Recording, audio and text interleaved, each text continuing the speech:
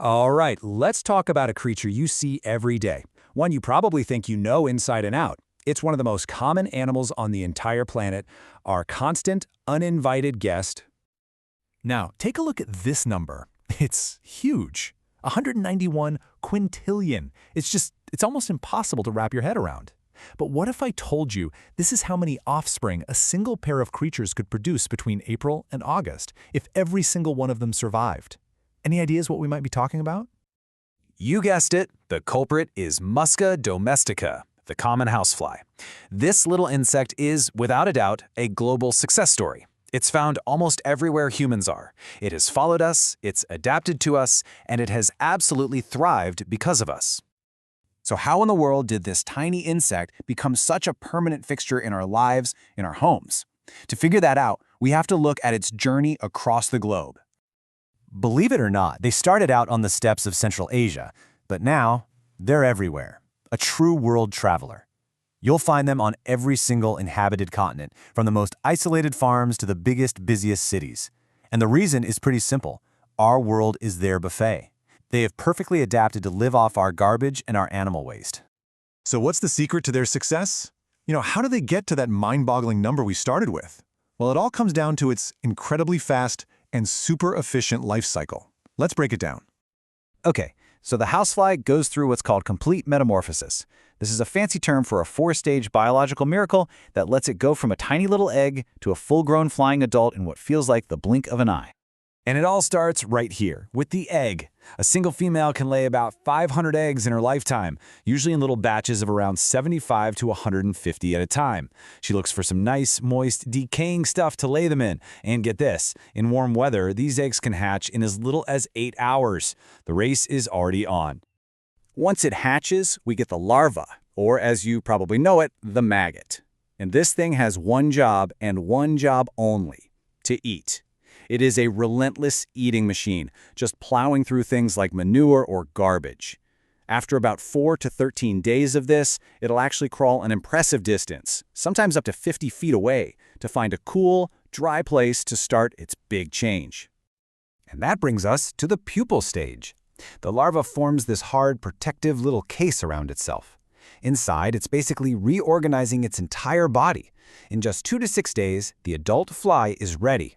And this is the really cool part. It uses a special inflatable sac on its head, kind of like a tiny pneumatic hammer, to break itself out of the case. Wild, right?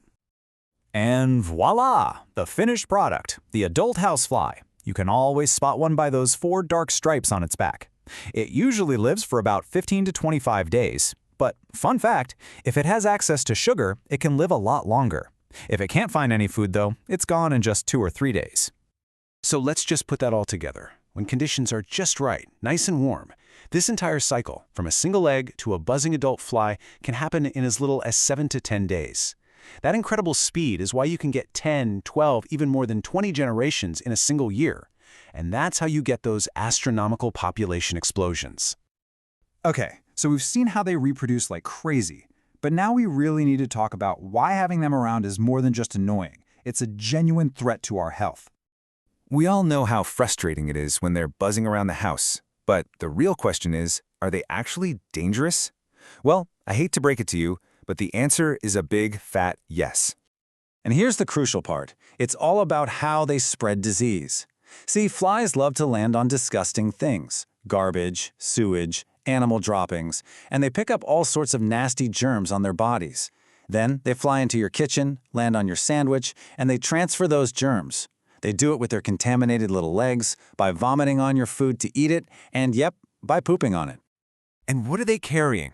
Oh, it's a terrifying list.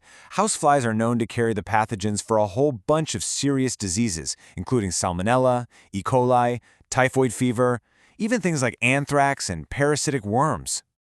So considering the health risks, it's no surprise that we've spent a lot of time developing ways to fight back against this pest. Let's take a look at how that battle is actually fought. So here's the #1 most important rule in fly management: sanitation. It's not about trying to swat every fly you see. It's about prevention. If you get rid of the moist, decaying stuff they need to lay their eggs in, like making sure your garbage cans are sealed or managing manure, you literally break their life cycle before it can even start.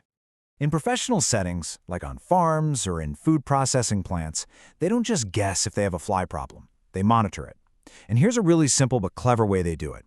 It's called using spot cards. You just take some white index cards, put them where flies like to hang out, and leave them for a week. Then you count the little black spots, their poop and vomit. If you've got over 100 spots on a card, you know it's time to take action. Now, before we go any further, it's really important to know your enemy. The housefly is often confused with its nasty cousin, the stable fly. They look alike, but the stable fly delivers a really painful bite. The easiest ways to tell them apart: the housefly has a mouth like a sponge for soaking up liquids. The stable fly has a sharp, piercing beak for biting. And if you get a really close look at the wing, the housefly has this distinct, sharp upward bend in one of its veins. We've talked about swatting them and cleaning up after them. But what if I told you that one of the most effective ways to control houseflies is to release another insect? This is the whole idea behind biological control. Basically, instead of just relying on traps or chemicals, we can use the fly's own natural enemies against it. It's like fighting fire with fire. So, meet the housefly's worst nightmare, this tiny parasitic wasp. Now, don't worry, they're completely harmless to us, but they are incredible hunters. The female wasp finds a fly pupa, that little hardened case, and lays her egg right inside it. Her larva then hatches and, well, eats the developing fly from the inside out. So instead of a new fly emerging from the case, a new wasp does. It is a brilliant, natural form of pest control. And this all brings us back to that first, frankly insane number. As scientists have said, the reproductive potential of flies is just tremendous. But luckily for us, because of things like limited food, our sanitation efforts, and natural enemies like those wasps, it can never actually be realized. Thank goodness for that. So after all this, here's a final thought to leave you with.